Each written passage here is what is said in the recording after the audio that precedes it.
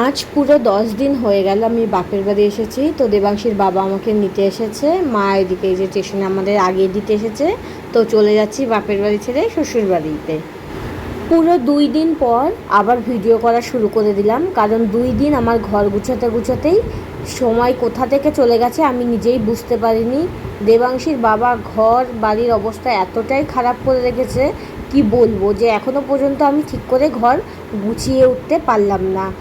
আমার অনেক শিক্ষা হয়েছে, আমি আর এতদিনের জন্য বাপের বাড়ি কখনোই যাব না, কারণ পরে আমার নিজেরই কষ্ট। তাও গরুর গোয়াল ঘরও মনে হয় এর চেয়ে অনেক বেশি পরিষ্কার থাকে। বিছনা, চাদর এলোমেলো, জামা কাপড় চারিদিকে ছড়ানো ছিটানো, খাবার টেবিলে এঁঠো ছিটিয়ে রয়েছে। মানে ঘরের যে কী অবস্থা, আমার দেখে কান্না পাচ্ছিল। কি করা যাবে, আস্তে আস্তে সব ঘরদোর পরিষ্কার করলাম 2 দিন ধরে। তো আজকে চলে আসলাম আবার নতুন একটা ভিডিও নিয়ে। সবাইকে জানাই আরও একবার স্বাগত আমার চ্যানেলে। তো শুভ সকাল বন্ধুরা, সবাই কেমন আছো? আশা করি সবাই ভালো আছো। তো সকাল সকাল উঠে আমি উঠোন ঝাড় দিয়ে, ঘর বারান্দা ঝাড় দিয়ে, রাতের কতগুলো বাসন ছিল সেগুলো মাজতে বসে গেছি। দেবাংশীর ঠাকুমাটাও কলপার পায়খানা বাথরুম সব পরিষ্কার করে রেখেছিলো, আর দেবাংশীর দাদু উপরের ছাদে যে নোংরাগুলো জমেছিল সেগুলো সব পরিষ্কার করে দিয়েছিল। তো তার জন্য ঘরের ভেতরটা পরিষ্কার অপরিষ্কার হলেও ঘরের বাইরেটা যথেষ্ট পরিষ্কার পরিচ্ছন্ন ছিল। তো এই যে দেবাংশী ঘুম থেকে উঠে গেছে, ওকে ওর ঠাকুমার বাড়িতে রেখে এসেছি। রেখে এসে আমি এখন একটু বিছনাটা তুলে নিচ্ছি, কারণ সকালবেলায় তো বাসি বিছনা এইভাবে ফেলে রাখতে নেই। তো আর আমার আবার যতক্ষণ না বিছনা একদম টান টান হয়ে থাকে চাদরগুলো, আমার ভালো লাগে না। আমি ততক্ষণ ধরে একদম বিছনা যখন সমান হয়, সুন্দর টিপটপ হয়ে যায়, তখন আমি রাখি। তো সকাল সকালেই যে আমি এখন ব্রাশ করা শুরু করে দিয়েছি। ব্রাশ করার পরে একটু মুখ টুক ধুয়ে নেবো, ধুয়ে একটু ফ্রেশ হয়ে নেবো। তো চুলে একদম জট পড়ে গেছে, জট ছাড়ছেই না। চুল তো নেই মাথায়, একদম অল্প পরিমাণে কিছু আছে। এইটুকুনি যদি যত্ন না করি তো এইটুকুনিও ঝরে যাবে, এইটুকুনি তো রাখতেই হবে, তাই না? তো এইবার যখন আমি বাপের বাড়ি গেছিলাম, সবাই আমাকে বলছিল যে আমি বলে আগের থেকে অনেকটাই রোগা হয়েছি, এই চেহারাটাই নাকি আমার ঠিক আছে। তো আমি ভাবলাম সবাই যখন এত বলছে, তাহলে একটুখানি নিজের দিকে একটু যত্ন নেওয়া যাক। তো আমি আজকে একটুখানি ভাবছি সকালবেলায় আর একটা হেলদি ড্রিঙ্ক নেব। তো তার জন্য আমি একটু উষ্ণ গরম জলের মধ্যে লেবুর রস আর মধু দিয়ে সেটাই সকালবেলায় খাবো, কারণ এতে শুনেছি অনেকটা চর্বি কমে এবং শরীরও ভালো থাকে। তো নাও দেখি একটু শুরু করি। আমি যখন বাপের বাড়ি গেছিলাম, তো দেবাংশীর বাবা বাড়ির উপর থেকে অনেকটা মধু কিনেছিল। তো ওখান থেকেই আমি একটুখানি মধু ঠেলে নিলাম। এদিকে আমার হয়ে গেছে এই যে আমার হেলদি ড্রিঙ্ক রেডি। তো অনেকটা বেশি মধু পড়ে গেছে, কি করা যাবে, থাক। তো খেতে অনেক টেস্টি হয়েছিল। তো 2 দিন ধরে বাড়ি পরিষ্কার করতে করতে এই যে এদিকে জল শেষ হয়ে গেছে। ফোন করে আর জলের কথা বলা হয়নি, তবে যেটুকুনি জল আছে আজকে আমার রান্নাবাড়া হয়ে যাবে। তো আমি ভাতটা বসিয়ে দিই, ভাতটা বসিয়ে উপরের ঘরে যাব। 2 দিন নিচের ঘরেই পরিষ্কার করেছি, উপরটা পরিষ্কার করা হয়নি। এই যে সারা রাত ধরে ঠাকুরের ঘরে আলোটা জ্বলছিল। তো এই কদিন তো দেবাংশীর বাবা আলোও জ্বলায়নি মনে হয় ঠাকুরের ঘরে, না সন্ধ্যা দিয়েছে। তো আলোটা নিভিয়ে দিই। দেখো আলো নেবানোর পর ঠাকুরঘরটা দিনের বেলায় কতটা অন্ধকার হয়ে গেছে। তো যা ভেবেছিলাম তাই, ঘরের কার্পেট একদম নোংরা হয়ে গেছে। তো প্রথমে আমি একবার পরিষ্কারভাবে ঝাড় দিলাম, দেখি নোংরা যায়নি। তো তারপরে আমি আবার দ্বিতীয়বার ঝাড় দিলাম। 2বার করে ঝাড় দেওয়ার পরে তারপরে নোংরাগুলো একটু পরিষ্কার হলো। তো আমি আজকে আর ঘর মুছবো না, কারণ আজকে এখনও অনেক কাজ আছে। ঘরটা ঝাড় দেওয়া হয়ে গেলে ঘরের বাইরে যেই অংশটুকুনি রয়েছে সেইটুকুনিও একটু পরিষ্কার করে ঝাড় দিয়ে নেবো। ওই পাশে দেবাংশীর দাদু পরিষ্কার করেছে যদিও, তারপরে দেখি নারকেল গাছের অনেক ফুল পড়ে ছাদটার মধ্যে একদম নোংরা হয়ে রয়েছে। তো একটু নাও দেখি করে নিই পরিষ্কার।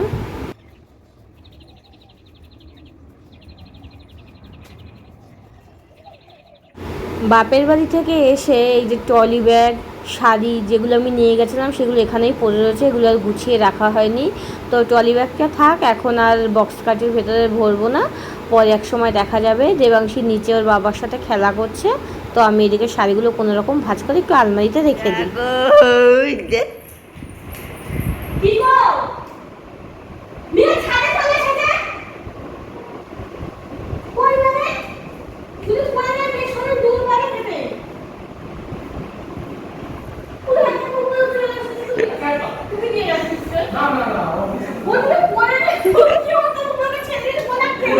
করবো ভিডিও।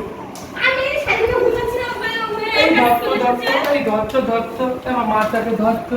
সেটা না আমার ওর মাথাকে শরীরটা ধরতো। দুর্বল, ও যদি পড়ে যেত। দেবাংশী নিচে ওর বাবার সাথে ছিল, কখন একা একা সিঁড়ি দিয়ে উপরে চলে এসেছে। আমার তো খুব রাগ উঠে গেছিলো, তো যাই হোক একটা কন্ট্রোল করলাম। নিচে এসে সকালের রান্নাবাড়াটা সেরে নিলাম। আজকে একটু ইলিশ মাছ ভাজা, ডিম সেদ্ধ, আলু সেদ্ধ আর আলু বেগুন দিয়ে ইলিশ মাছের মাথা দিয়ে একটা তরকারি করেছিলাম। তো সকালে এই হলো সকালকার খাবার।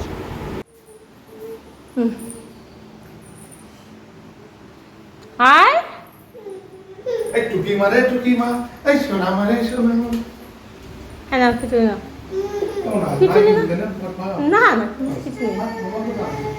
আর এই যে photo photo photo photo tick tick tick tick tick. কোলে উঠবো, আমি বাইরে এলাম, দাঁড়া গেছি লোক সব। হ্যাঁ মা, মা শোনো মা তুমি।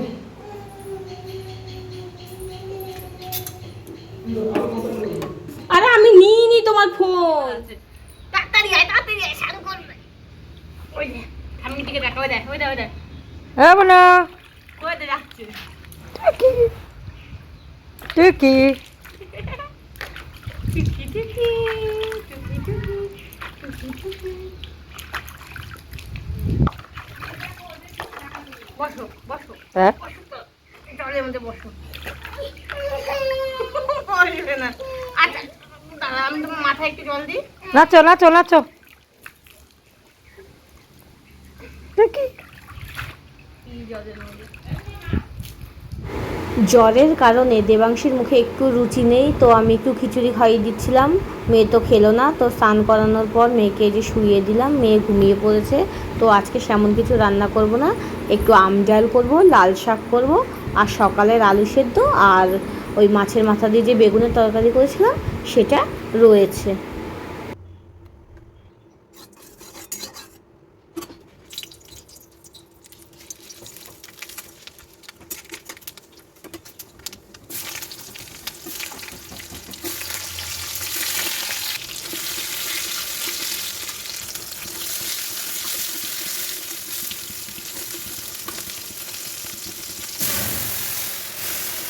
আমার রান্না এদিকে হয়ে ওঠেনি, ওদিকে দেখি আওয়াজ পেলাম দেবাংশী উঠে গেছে, তো দৌড়ে গেলাম দেবাংশীর কাছে। মাম্মা টুকি কি হয়েছে, কি হয়েছে সোনা? মাম্মা দেবাংশীকে ওর ঠাকুমার কাছে দিয়ে এসেছি, তো দেবাংশীর ঠাকুমার জন্য একটু আম ডাল নিয়ে যাচ্ছি, আর সঙ্গে দেবাংশীর খাবারটা ওই বাড়িতে দিয়ে আসি।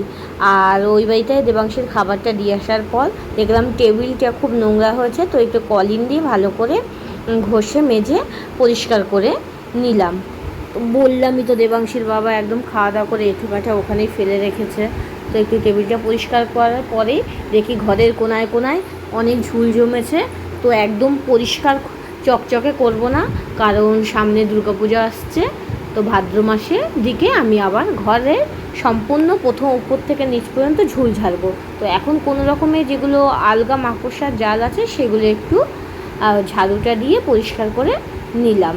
তো তারপরে ঘর বারান্দাটা ঝাড় দিয়ে নিলাম, কারণ আমার রান্নাবাড়া হয়ে গেছে। আমি রান্না করার পরে আর একবার নতুন করে ঘর ঝাড় দিয়ে তারপরে ঘরটা মুছে নিই। খাটের তলা থেকে কত কাগজ আর নোংরা বেরোলো, মানে ঝাড় দিয়েই যাচ্ছি বারবার আর নোংরা বেরিয়ে যাচ্ছে। এদিকে কলপারে রয়েছে বাসন, আর এই যে দেবাংশের 2-3টে জামা রয়েছে, আজকে আর ধোবো না, কালকে ধুয়ে দেবো। এখন এই যে কলপারের বাসনগুলো মাজতে হবে।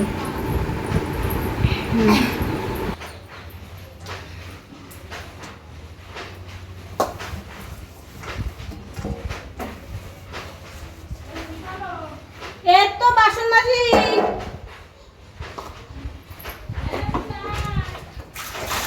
পুচু এখন আর কি বলবো, বিশাল বদমাইশ হয়ে গেছে।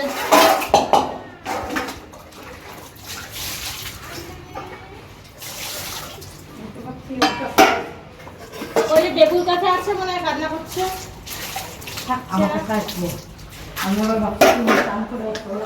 না এই যে এখন স্নান করবো,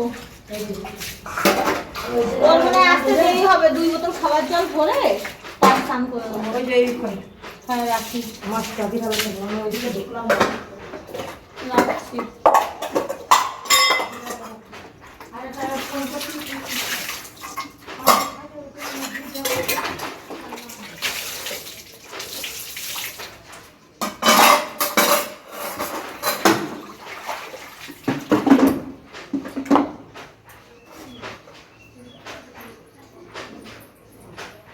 বাসন মাজার পর ঘরটা ভালো করে মুছে নিই, তারপরে সাবমার্সালের জল চালিয়ে কতগুলো বোতল ভরে নেবো, তারপরে স্নান করব, পুজো দেবো, আবার দুপুরে দেবাংশীর বাবাকে খেতে দেবো, তারপরে একটু ফ্রি হব, হয়ে তখন আবার একটু ফোন ঘাঁটবো।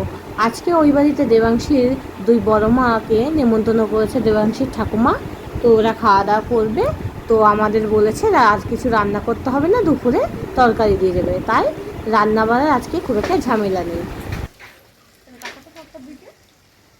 মনে করবো তুমি বিকালবেলা ঝাড়াইলে ঠিক হয়ে যাবো, 1 ঘন্টার মধ্যে ঝাড়াইলে ঠিক হয়ে যাবো।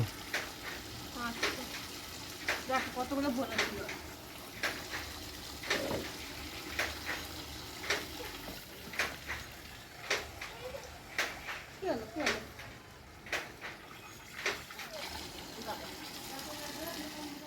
আজকে দুপুরের মেনুতে ছিল আলু সেদ্ধ, লাল শাক, মোচা ঘন্ট, বেগুন আলু দিয়ে মাছের মাথা দিয়ে, চাল কুমড়ো, ইলিশ মাছের মাথা দিয়ে, আম ডাল, সর্ষে ইলিশ, ভোলা মাছের ঝাল, আমের চাটনি। তো আজকে দুপুরে অনেক কিছু মেনু ছিল। তো দেবাংশীর বাবাকে খেতে দিয়ে দিলাম, আমি পরে খাবো। আগে দেবাংশীর জন্য একটু লেবুর রস করে দিয়ে আসি, কারণ দেবাংশীর মুখে একদম রুচি নেই, রসটা একটু খেতে ভালোই বাসে। তো ওকে লেবুর রসটা দিয়ে আসতে যাবো ওই বাড়িতে, তারপরে আমি এসে ভাত খাবো। ওই বাড়িতে যখন লেবুর রসটা দিতে গেলাম, দেখি দেবাংশীর বড় মা, দুই বড় মা, বড় বাবা সবাই খেতে বসেছে। তো দিদা তো আমার উপর খুব রাগ করেছে, কারণ আমি যাইনি, অনেক দিন হয়ে গেল। এই দিদাটা রয়েছে ওই বাড়িতে। তো দেবাংশীর জন্য আবার 200 টাকা দিল জামা কিনতে, তো আমি বারণ করছিলাম, তারপরে শুনলো না, দিল ওকে ভালোবেসে। তো আমার মেয়ে তো টাকা দেখলে একবারে নিয়ে নেয়, ওর খুব বাজে অভ্যাস, এই অভ্যাসটা ওর দাদু করেছে, ওর হাতে টাকা দিয়ে দিয়ে। তো ও তো ভ্যানে করে ওদের সাথে যাবে, ভ্যানে উঠে বসে ও আনন্দই পাচ্ছে। তো আমি ওকে আবার জোর করে নামিয়ে নিয়েছি, তারপর মেয়ে আবার কান্না করা শুরু করে দিয়েছে। তো খ্যান খ্যান করছে এমনিতেই সকাল থেকে। তারপর বাবা আবার একটু ওকে ঘোরালো, ঘোরানোর পর আবার একটু মনটা ভালো হয়ে গেছে। তো এখন আমি একটু খাওয়া দাওয়া করবো, করে একটু শোবো, শুয়ে একটু ফোন ঘাঁটবো, তারপরে ঘুমাবো। বিকেলবেলা উঠে আবার দুপুরের বাসন মাজতে হবে, জামা কাপড় তুলতে হবে, সন্ধে দিতে হবে, মেয়েকে খাওয়াতে হবে, অনেক কাজ। তো বাই, আবার দেখা হবে সন্ধ্যাবেলায়। শুভ সন্ধ্যা বন্ধুরা।